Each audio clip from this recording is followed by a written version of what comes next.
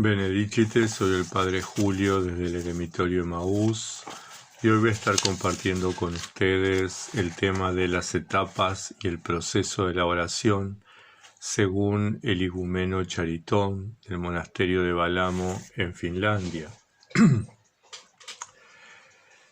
El igumeno nos plantea que para orar podemos utilizar oraciones compuestas, por ejemplo, salmos, himnos, cánticos, oraciones compuestas por la Iglesia o por los santos.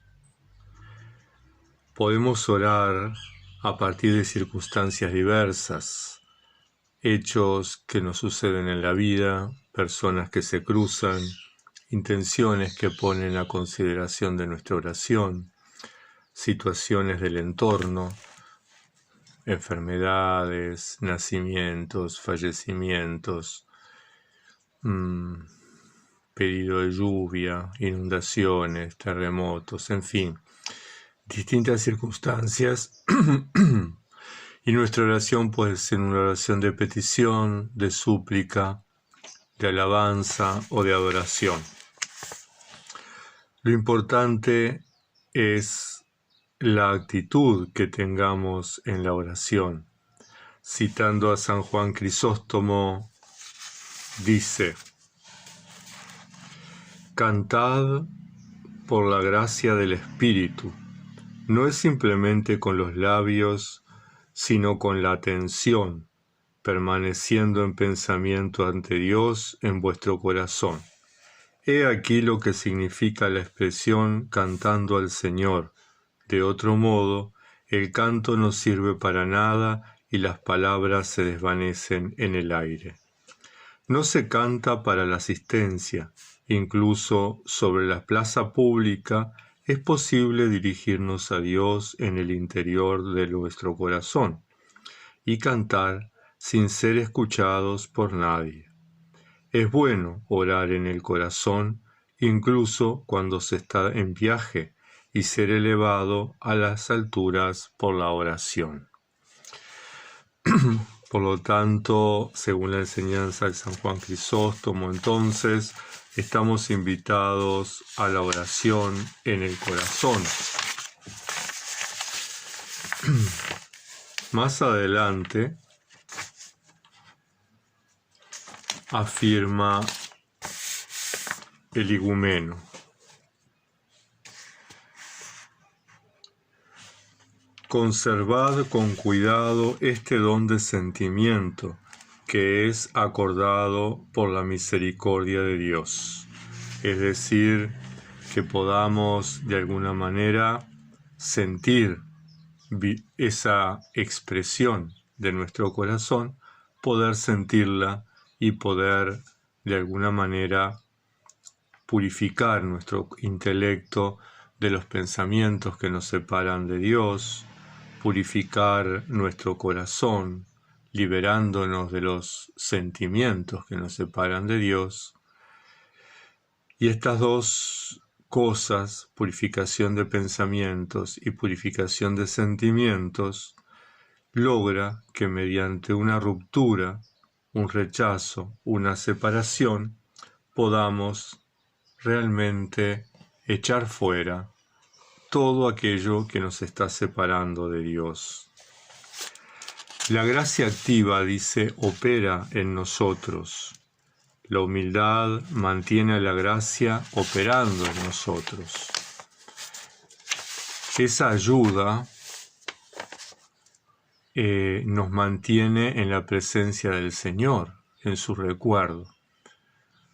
La humildad hace que no sintamos inflados, que no nos sintamos orgullosos, que no creamos que los estados de pacificación, de calma, de compunción, de gozo, son producto de nuestro esfuerzo. La humildad se los atribuye a la gracia y al obrar de Dios en nosotros. Debemos poner, dice, todo nuestro empeño y nuestro esfuerzo en permanecer en la divina presencia. ¿Cómo podemos permanecer en la presencia de Dios? Recordándolo, orando, pensando en Él. El destino del ser humano es estar en la presencia de Dios. Escribe: el cuerpo está hecho de tierra, sin embargo no es algo muerto sino viviente, y dotado de un alma viviente. El alma se ha insuflado un espíritu, el Espíritu de Dios, hecho para conocer a Dios, venerarlo, buscarlo, gustarlo y encontrar la alegría en Él y no en otro. La regla para estar en la presencia de Dios, para buscarlo, para encontrarlo, para disfrutarlo, es invocar al Señor con el intelecto en el corazón, con temor y devoción. Recordemos que el temor no es miedo, el temor es veneración, el temor es respeto, el temor es admiración, el temor es adoración, el temor es sometimiento. Sobre la actitud en la oración, el igumeno Charitón señala que nuestra oración refleja nuestra actitud hacia Dios, y nuestra actitud hacia Dios se refleja en nuestra oración. Y puesto que esta actitud no es idéntica en todos, la manera de orar no lo es tampoco. Y de esta forma señala entonces que hay 3 tipos de actitud en la oración: la que tiene el común de los cristianos, la que tienen los iniciados y la que tienen los orantes, los contemplativos. Cada una de estas actitudes tiene sus características.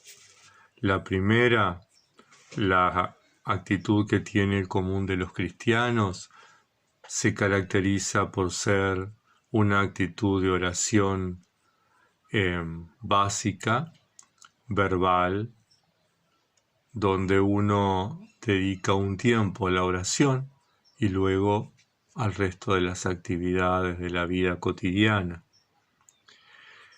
La actitud que tienen los iniciados se caracteriza por el control, en cierta medida, de los pensamientos, se caracteriza por una oración del intelecto que no necesariamente es verbal, son palabras, pero que las pensamos, no necesariamente las decimos, y que de alguna manera nos guardan, nos ayudan, contribuyen al recuerdo de Dios, a la presencia de Dios, gran parte de nuestro tiempo.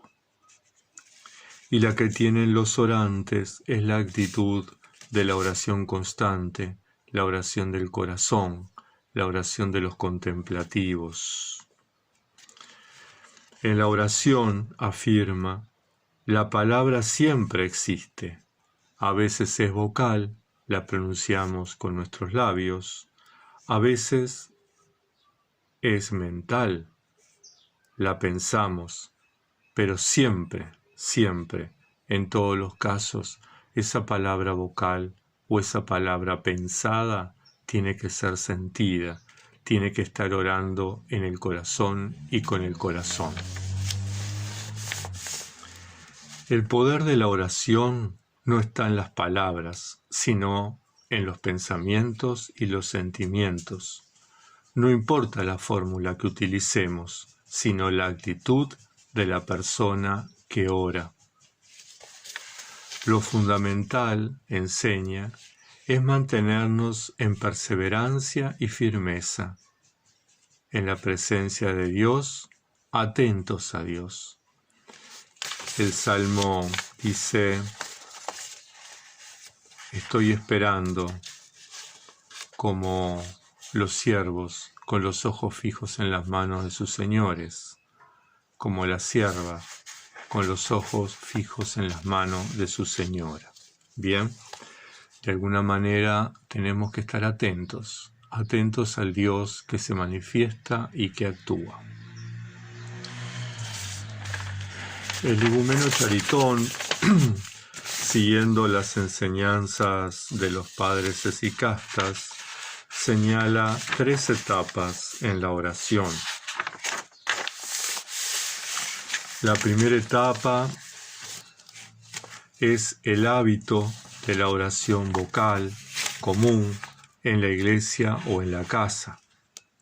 La segunda etapa es la unión, de los pensamientos y de los sentimientos de piedad en el intelecto y en el corazón.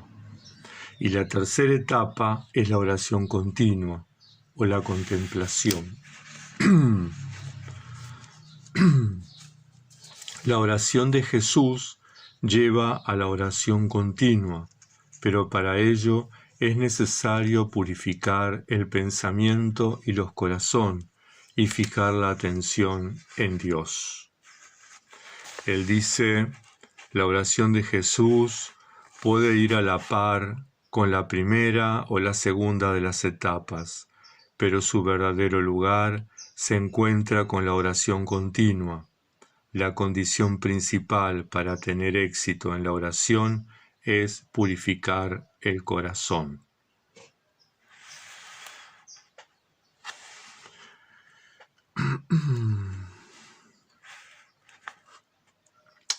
En la Iglesia, continúa, seguid los oficios y retened los pensamientos y los sentimientos que allí experimentáis. En vuestra casa, despertad en vosotros el pensamiento y el sentimiento de la oración y conservadlos en vuestra alma con la ayuda de la oración de Jesús. El Padre Charitón cita luego o se basa en los grados del Teófano el Recluso. Y ahí habla de 5 grados de oración.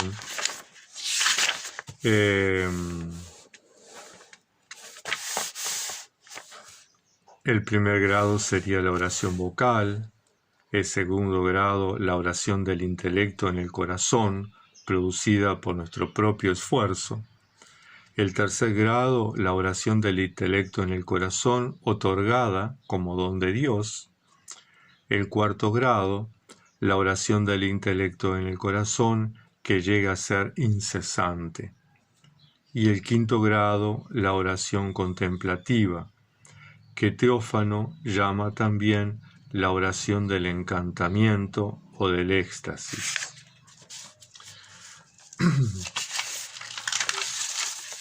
Cuenta los apotegmas que el abad Arsenio en algunas oportunidades se ponía mirando el sol y parado y con los brazos extendidos, y no cesaba en oración hasta el día siguiente en que el sol volvía a darle en la cara, en el rostro. De alguna manera es la oración del éxtasis, el perderse en el tiempo, en el espacio y estar totalmente inmerso en la presencia de Dios. Este último grado de oración se produce la contemplación, que lleva a la transfiguración del orante. En la tradición de los padres esicastas es común la experiencia de la luz que irradia el rostro, de transfigurarse, como lo hizo el Señor en el monte Tabor, como lo hizo Moisés en la tienda del encuentro. Es el último grado, según los padres esicastas, de la oración, y que lo alcanzan 1 en millones de personas.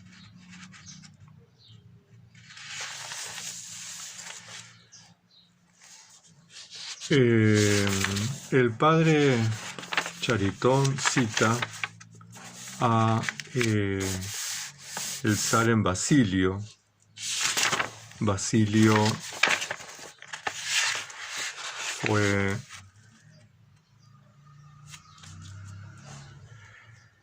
monje en el siglo XVIII, murió hacia el 1776, fue igumeno en diversos monasterios de Rumanía y escribió la introducción a varios libros de los padres griegos. Y escribe: ¿cómo expresar que se puede conservar el intelecto intacto velando solamente sobre los sentidos exteriores, mientras que los pensamientos vagabundean de un lado a otro y se dejan atraer hacia las cosas materiales? Es esencial para el intelecto, a la hora de la oración, refugiarse lo más profundo posible en el corazón y permanecer allí, sordo y mudo a todos los pensamientos. Aquel que solo busca exteriormente no ver más, no escuchar más, no hablar más, no obtiene casi resultados. Encerrad vuestro intelecto en la celda de vuestro corazón y allí gozaréis de reposo. Os abandonarán los pensamientos malos y experimentaréis la alegría espiritual que procuran la oración interior y la atención del corazón. Es importante tener en cuenta este aspecto porque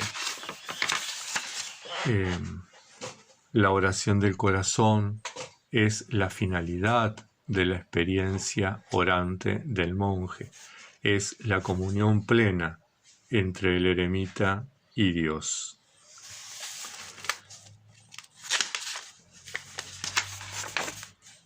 Citando a San Ezequiel de Batos, que fue superior en el monasterio del Sinaí entre los siglos VI y VII, el padre igumeno escribe: nuestro intelecto no puede evitar por sí mismo los ensueños malos, y es necesario no esperar que lo logre jamás. Cuidad, entonces, de no tener una elevada idea de vosotros mismos, como hizo el antiguo Israel, por temor de ser vosotros también librados a vuestros enemigos invisibles. Cuando el Dios de toda criatura liberó a Israel del yugo de los egipcios, los israelitas fabricaron una imagen esculpida para que los ayudara. Ved en esta imagen esculpida vuestro débil intelecto. Cuando él invoca a Jesucristo contra los espíritus malos, los arroja fácilmente, pero cuando en su locura confía en sí mismo, solo puede caer en una falta repetida y grave. Estos padres de alguna manera señalan la importancia de la humildad, no atribuirnos a nosotros los logros y los avances en la oración. Ciertamente no depende de nosotros, ciertamente todo es gracia de Dios. En algunos casos es gracia natural, común a todos los cristianos. Si nos esforzamos, si creamos el ambiente, si creamos las condiciones, alcanzamos la oración. En algunos casos, muchos menores, es una gracia especial. Es Dios que interviene maravillosamente, manifestándose en actitudes de contemplación, en actitudes de iluminación, de transfiguración. Lo importante en esto es señalar que el esfuerzo, que la constancia, que la actitud de temor de Dios, que la compunción, que el reconocer nuestras miserias, el ser humildes, el confiar plenamente en la misericordia de Dios, el confiar en su gracia, es lo que nos lleva a esta actitud de oración. bien de alguna manera quedan planteadas brevemente, muy sintéticamente, las actitudes que uno tiene que tener o uno puede tener en la oración y las etapas en la oración según los santos padres hesycartas. Que la Santísima Madre de Dios nos acompañe y nos proteja a lo largo de esta semana. Les recuerdo que a partir del Adviento y hasta la Navidad no estaremos compartiendo ningún video, ningún comunicado en YouTube ni en Facebook. Estaremos dedicando un tiempo de oración y de silencio a la búsqueda de Dios para de alguna manera ser coherente con lo que uno comparte, ¿verdad? Buscar a Dios en la soledad, en el silencio, en el interior. Muchas bendiciones.